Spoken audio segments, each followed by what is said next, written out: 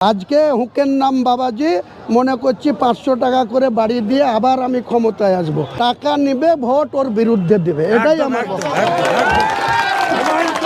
আজকে যেমনটা আপনি বললেন যে মমতা বন্দ্যোপাধ্যায় মসজিদ সব পুরোহিতদের 500 টাকা করে বাড়িয়েছে, কিন্তু গত 5 বছরে আমরা দেখেছি যেটা যুবসাথী সে প্রকল্পও চালু করেনি, কিন্তু যে 500 টাকা করে বাড়ো সেটাও চালু করে, কিন্তু ভোটের মুখে আরে মমতা ব্যানার্জি তো 2018 সালে দুর্গাপুজোর জন্য 10,000 টাকা করে শুরু করেছিল।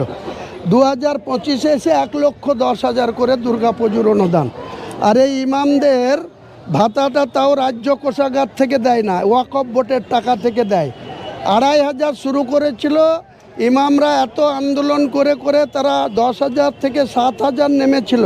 তাদের মাত্র 1.5 বছর আগে ঘটা করে ওই কলকাতার নেতাজি স্টেডিয়ামে ডেকে নিয়ে গিয়ে মাত্র 500 টাকা বাড়িয়েছিল।